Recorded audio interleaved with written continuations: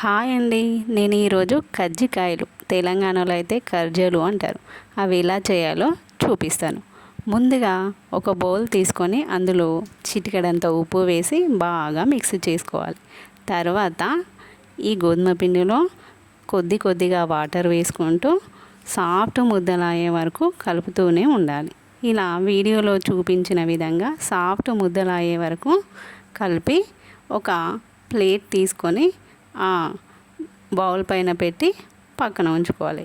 తర్వాత ఈ సైజులో ఉండేటువంటి 4 ఎండు కొబ్బరి కుడకల్ని తీసుకొని వీడియోలో చూపించిన విధంగా తురుముకోవాలి. కొబ్బరి తురిమిన తర్వాత ఇలా వస్తుందండి. తర్వాత కొబ్బరి తురుమగా మిగిలిన ముక్కలు పడేయకుండా అవి మిక్సీ వేసుకొని ఏదైనా కర్రీలోకి వాడుకోవచ్చు. తర్వాత పుట్నాలు, షుగర్, 4-5 ఇలాచీ మిక్సీలో వేసుకొని మెత్తని పౌడర్లా మిక్సీ చేసుకోవాలి.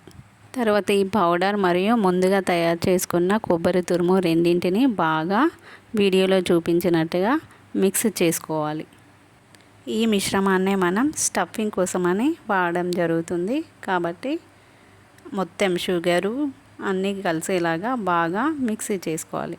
ఇప్పుడు ముందుగా నానబెట్టుకున్న గోధుమ పిండిని తీసుకొని చిన్న చిన్న ఉండలుగా చేసి చపాతీ పీట మీద దాన్ని చిన్న చిన్న చపాతీలుగా చపాతీ కర్రతోటి చేసుకోవాలి.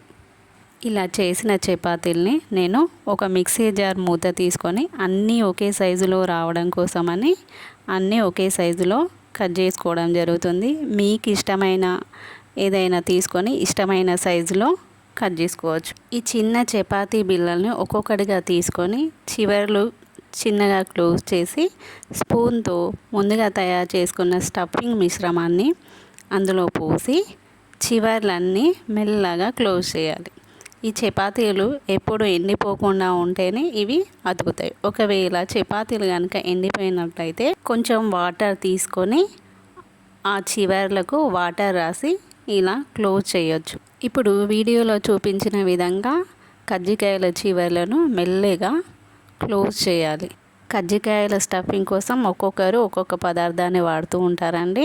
కొందరు డ్రై ఫ్రూట్స్ మిక్సీ చేసి వాడతారు, కొందరేమో పల్లి, నువ్వులు, బెల్లము మిక్సీ చేసి వాడతారు. అది మన ఇష్టం.